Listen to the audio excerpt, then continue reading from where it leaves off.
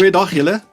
Baie welkom by vandag se oordeenking. My naam is Heinie Berner en dit is vir my 'n groot voorreg om hierdie week saam met julle stil te word rondom God se woord. Nou, ek weet nie van jou nie, maar as iemand vandag vir my sou sê, kom sit hier, ek wil graag jou voete was, sou ek waarskynlik ongemaklik begin rondskuif. Want ons voete is mos nie juis iets wat ons graag vir ander mense wil wys nie. Ons steek dit weg in skoene. En na 'n lang dag is dit waarskynlik die laaste deel van ons liggaam waarin ons iemand anders te wil laat raak. Maar in Jesus se tyd was 'n voete was 'n alledaagse gebruik, want die paaie was stofpaaie en mense het oop sandale gedra. Wanneer jy by iemand se huis aangekom het, was dit gewoonlik die werk van die laagste dienskneg om jou voete te kom was. En tog gebeur daar iets verrassends in Johannes 13, iets wat niemand verwag het nie. Dis nie 'n dienskneg wat kom kniel nie. Dit is Jesus self. Luister hoe beskryf Johannes hierdie oomblik, hoe hy dit vasgevang het. Hy sê, Jesus het geweet dat die Vader alles in sy hande gegee het, en dat hy van God gekom het, en na God sal teruggaan. Toe staan hy van die maaltyd af op, trek sy boekleed uit, neem 'n doek en bind dit om hom vas. Daarna gooi hy water in 'n skottel en begin die disippels se voete was en dit afdroog met die doek wat hy omgehad het. Johannes laat ons iets besonders raak sien. Hoor hierdie dinge. Jesus het geweet wie hy is. Hy het ook geweet waar hy vandaan gekom het. En hy het geweet waarheen hy op pad is. Hy het ook geweet dat al die mag en al die gesag in die wêreld aan hom gegee is. En juist daarom kniel hy. Dis amper die teenoorgestelde wat ons sou verwag. Ons dink dikwels hoe groter iemand is, hoe hoër staan hy of sy. Maar by Jesus sien ons iets heeltemal anders.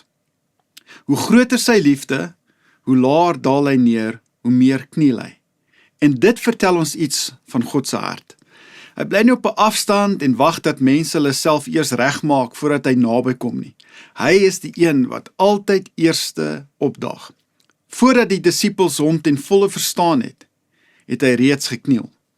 Voordat Petrus hom sou verloon, het Jesus sy voete gewas. Voordat Judas hom sou verraai, het Jesus reeds sy voete gewas.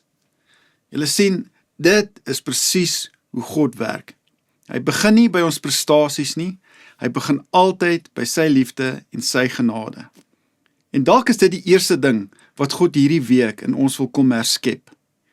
Nie net hoe ons na ander kyk nie, maar ook hoe ek en jy na hom kyk. Hy is nie 'n God wat ver weg staan en wag dat ons onsself eers moet bewys nie. Nee, jy sien, hy is die God wat kniel. So onthou asseblief vandag hierdie baie belangrike waarheid. Jesus wag nie vir jou om perfek te wees voordat hy na jou toe kom nie. Miskien moet jy vandag net vir 'n oomblik ophou om te probeer bewys dat jy goed genoeg is. En eenvoudig net toelaat dat Jesus jou weer herinner hoe diep sy liefde vir jou is. Kom ons maak ons oë toe en ons bid. Here, herskep my trots in nederigheid. Dankie Jesus dat U vir ons kom wys dat U altyd die God is wat eerste beweeg. Altyd die God is wat eerste die tree gee. Dankie dat U kom kniel het by ons. Dankie dat U Uself, U hart aan ons kom bewys het. Mag hierdie selfde gesindheid van nederigheid ook in ons harte wees. Dit vra ek in Jesus se wonderlike naam. Nou julle, mag jy hierdie dag ervaar dat God besonder goed is vir jou. Mag jy die grootheid van sy vreugde in jou lewe ervaar, terwyl hy besig is om iets in jou nuut te maak, te herskep.